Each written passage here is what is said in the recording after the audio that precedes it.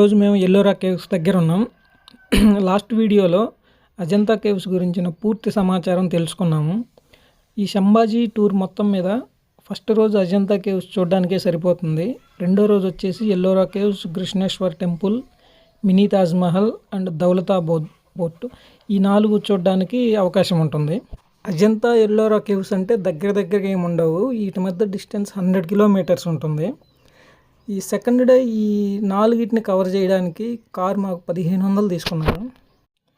ఎల్లోరా కేవ్స్లో మొత్తం 34 గుహలు ఉంటాయి. వాటిలో ఇప్పుడు మనకు కనిపించేది 16వది కైలాసనాథ్ టెంపుల్.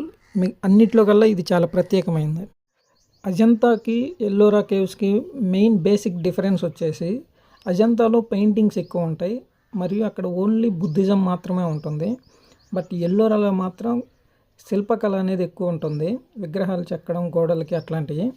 ప్లస్ బౌద్ధము, జైనము, శైవిజము, హిందూయిజము అన్నీ సంబంధించిన గృహలు ఇక్కడ ఉంటాయి. మేము ఎల్లోరా కేవ్స్కి ఎందుకు రావాలనుకున్నాము అంటే, ఏదైనా ఒక అందమైన ప్రదేశం కానీ ఎవరన్నా చూడడానికి బాగున్నా కానీ ఎల్లోరా శిల్పంతో కంపేర్ చేస్తారు. మరియు మన తెలుగులో కూడా ఒక సాంగ్ ఉంది, ఎల్లోరా శిల్పం అనే సాంగ్. అసలు ఈ ఎల్లోరా శిల్పం అనేది ఎట్లా ఉంటే అనేది చూడడం కోసమని వచ్చాము. కానీ ఇక్కడికి వచ్చిన తర్వాత మాత్రం ఈ అద్భుతమైన శిలాఖండానికి మేమైతే దాసోహం అయిపోయాము. అంత అద్భుతంగా ఉన్నాయి. ఈ కైలాసనాథ్ టెంపుల్ యొక్క ప్రత్యేకత ఏంటంటే, ఇది ఏకశిలా గుడి. ఒకే రాతి మీద మొత్తం చెక్కబడింది మరియు పైనుంచి కింద దాకా చెక్కబడింది. జనరల్గా మనం పునాదుల నుంచి ఒక గుడి అనేది స్టార్ట్ అవుతుంది. మరియు యునెస్కో వరల్డ్ హెరిటేజ్ సైట్లో గుర్తింపు పొందింది. 20 rupees currency note back side కూడా దీన్ని ప్రింట్ చేసి ఉంటారు. ఈ గుడి యొక్క చరిత్ర ఒకసారి చూసినట్టయితే 8-9 శతాబ్దానికి సంబంధించింది. రాష్ట్రకూట వంశస్థులు నిర్మించారు. రాష్ట్రకూట వంశంలోని రాజుకి హెల్త్ బాగాలేనప్పుడు వాళ్ళ వైఫ్ మనసులో ఒక నిర్ణయం తీసుకుంది. అతనికి హెల్త్ కనుక బాగుంటే ఇక్కడ ఒక గుడి నిర్మిస్తానని, మరియు ఆ గుడి శిఖరం చూసేదాకా నేను ఉపవాసం ఉంటానని చెప్పేసి ఒక నిర్ణయం తీసుకుంది. అందుకని ఈ గుడి నిర్మించే నిర్మాత మొదటగా శిఖరాన్ని నిర్మించి ఆ తర్వాత పైనుంచి కింద వరకు టెంపుల్ని డిజైన్ చేశారు. ఒకసారి చూడండి, ఏనుగులు పునాదులుగా మారి ఎంత గంభీరంగా ఉన్నాయో, ఎంత అద్భుతంగా, ఎంత ఎత్తుగా వాటిని డిజైన్ చేశారు.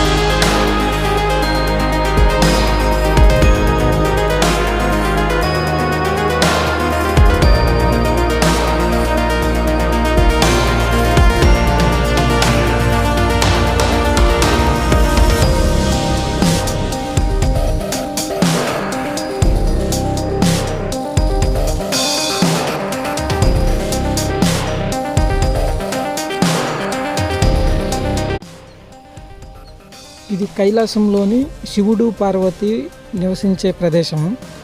చూడండి, ఆ డమరుకము, ఆ పట్టుకునే విధానం ఎంత అద్భుతంగా కార్వింగ్ చేశారు.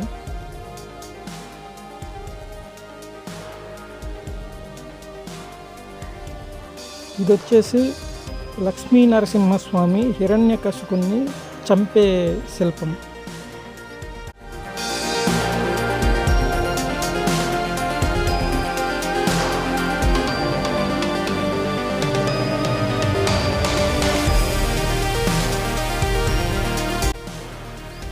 దాని పక్కనే విష్ణుమూర్తి బొడ్డులో నుంచి బ్రహ్మదేవుడు ఉద్భవిస్తున్నట్టు ఉండే శిల్పకళ.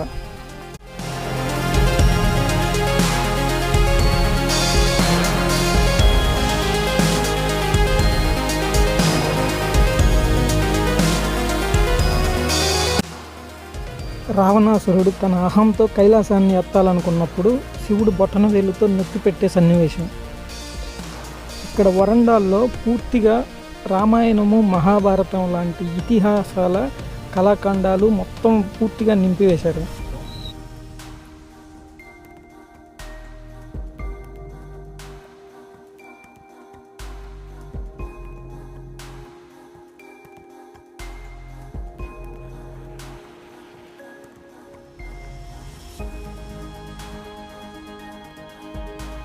పాశ్చాత్యుల దాడిలో ధ్వంసమైన విగ్రహాలు.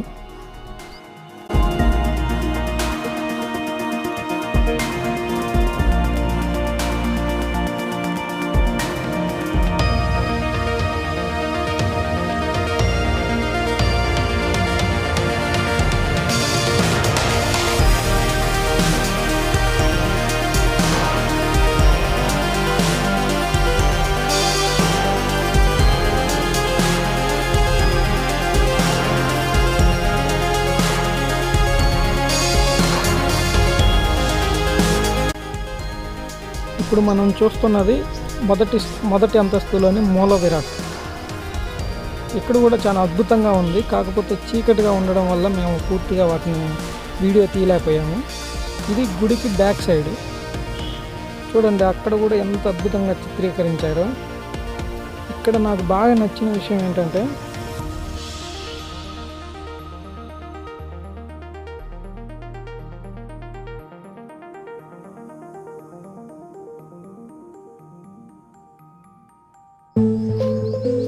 ఇక్కడ చూడండి, ఆ గోడ మీద బల్లి ఆకారంలో ఎంత అద్భుతంగా చెక్కారంటే రియల్గా చూసినప్పుడైతే ఆ ఫీల్ అద్భుతంగా ఉంటుంది.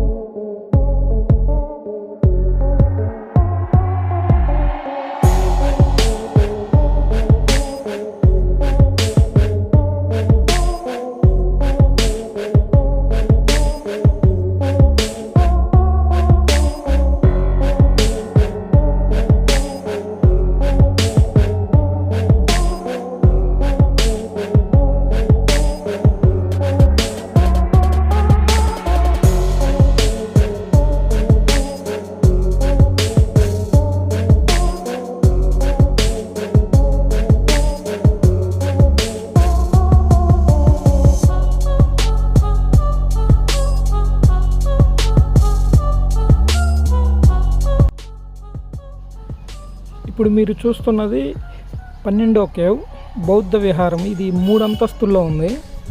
ఇక మామూలుగా ఇప్పట్లో అయితే ఒక చిన్న పాలిటెక్నిక్ కాలేజ్ కట్టవచ్చు, అంత పెద్దదిగా ఉంది. ఇలాంటి అద్భుతమైన కళాఖండాలని మనం వీడియోలు చూడడమో లేదా పేపర్లలో పుస్తకాల్లో చదవడమో కాదు, దగ్గరకు వచ్చి చూసినప్పుడు ఆ ఫీల్ వేరే లెవెల్లో ఉంటుంది.